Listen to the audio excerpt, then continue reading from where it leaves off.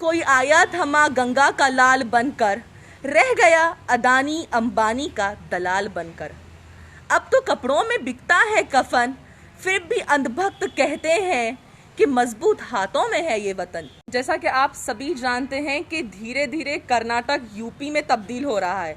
जिस तरह यूपी में फैसिस्ट चीज़ें की जाती हैं, हिंदू और मुसलमानों में इत्तेहाद के बजाय इत्तेफाक डाला जाता है, उसी तरह गुलबर्गा यानी कर्नाटक में भी थोड़ा थोड़ा उसको लाया जा रहा है ताकि पूरे कर्नाटक को यूपी में बदला जाए।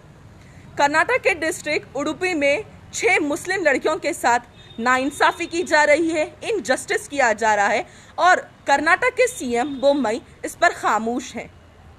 बच्चों की पढ़ाई उनके लिए कुछ भी मायने ही नहीं रखती। सिर्फ हिजाब वियर करने पर उन्हें क्लास में लिया नहीं जा रहा है, उनकी पढ़ाई रोकी जा रही है। 31 दिसंबर से ये मामला लगातार आता जा रहा है, लगातार चल रहा है, लेकिन इस पर हमारी हुकूमत खामोश है, कर्नाटक का गवर्नमेंट खामोश है। क्या हमें कॉन्स्टिट्यूशन यही सिखाता है? कॉन्स्टिट्यूशन का आर्टिकल 14 इक्वालिटी बिफोर लॉ क्या यही सिखाता है? क्या article 15 prohibition of discrimination on grounds of religion यही सिखाता है? ये हुकूमत हमारी आखिर कर क्या रही है? अगर आपको हमसे अगर इतना ही बदला लेना है, अगर इतना ही हमसे ये करना है, तो कंधा पर कंधा लीजिए ना। ये मासूम से बच्चों के साथ, वो भी हिजाब पर, एक मुसलमान लड़कियों के साथ हिजाब पर आप ये करते हैं, इतनी शर्म की बात है। अगर आपको इतना ही है तो आप खुले मैदान में आकर वार कीजिए ना। पीछे से बच्चों के साथ, स्टूडेंट के साथ वार क्यों करना चाह रहे हैं? क्या वो हिंदुस्तान का ये सॉन्ग सारे जहां से अच्छा, उसकी लाइन कट कर दीजिए ना। फिर मजहब नहीं सिखाता आपस में बैर रखना, फिर ये क्या कर रहे हैं? मुख्तलिफ मज़ाहिब के जब बच्चे कॉलेजेस में, स्कूल्स में पढ़ते हैं, ये उन्हीं के दिलों में जब इत्तेफाक ला रहे हैं, तो क्या हिंदुस्तान को ये आगे लेके जाएंगे?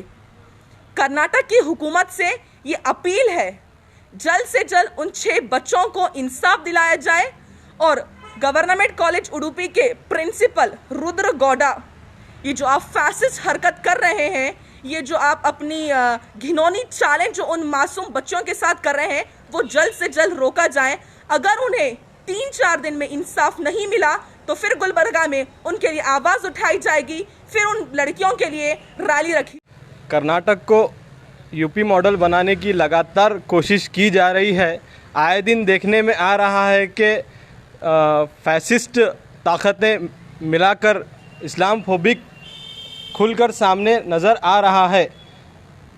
जब वो हिजाब, ये जो यूपी मॉडल, यूपी में जो गंदा सियासी खेल खेला जा रहा है उडुपी के ताल्लुक से, हिजाब के ताल्लुक से, ये सियासी खेल खेलना बंद करें। हमारे हुकूमत से ये अपील है, आप चाहे लाख कोशिश करें, हमारी बहनें हिजाब में ही पढ़ेंगी, हिजाब में ही रहेंगी। मैं ये भी कहना चाहता हूँ, कर्नाटक के असेंबली में 7 एमएलए हैं, 7 में से एक तो हिजाब वाली भी है, लेकिन इसके ख़िलाफ़ आज तक कोई भी आवाज़ नहीं उठाए।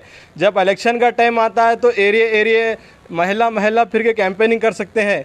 और यहाँ तक कि मैं ये भी कहना चाहता हूँ, जब कोरोना का पीरियड चल रहा था, मास्क पहनिए, वो करिए, ये करिए बताया जा रहा था। अब हिजाब में आ रहे हैं तो हिजाब में। मैं हमारे मुसलमान भाइयों बहनों से कहना चाहता हूँ, जागो, यही टाइम है जागने का, क्योंकि आने वाले टाइम में आज आपको हिजाब से इनकार किया जा रहा है, आने वाले टाइम में आपको बुर्खा निकालो बोलते जाते हैं। और ये भी कहना चाहता हूँ, अगर आपको हिजाब पहनना इतना इनडिसिप्लिन दिख रहा है तो किसी से कोई तकलीफ़ नहीं है, हमारे को सिर्फ हुकूमत और बीजेपी से तकलीफ़ है। ये अंधे भक्त कुछ इस तरह है। अंधे भक्त का हिसाब कैसा है बोले तो, जंगल को क्या है मालूम है, खुराड़ी पसंद आती। जंगल को खुराड़ी इसलिए पसंद आती, खुराड़ी के पीछे जो दस्ता रहता है वो हमारी कौम का है बोलती, लेकिन उनको पता नहीं खुराड़ी ही पूरा जंगल साफ कर दी। ये अंधे भक्त को भी बताना चाहता हूँ, आप आंखें खोलो। अगर आप अपना देश हमारा देश है तो जॉब कहाँ है, हमारे वैकेंसीज़ कहाँ है, हमारे एजुकेशन किधर है? दिन बर दिन हमारी इकनॉमी कम होती जा रही है, इसके ताल्लुक से कोई बात नहीं कर रहा है। रोज़ नए कानून ला के एंटी कॉन्वोकेशन बिल लाया गया। वो नए कानून लाने की ज़रूरत क्या है? हमारा संविधान एक बार लिख चुका है, बस उसी पे ही हम रहना है। इतना कहते हुए अपनी बात ख़त्म करता हूँ। अस्सलाम।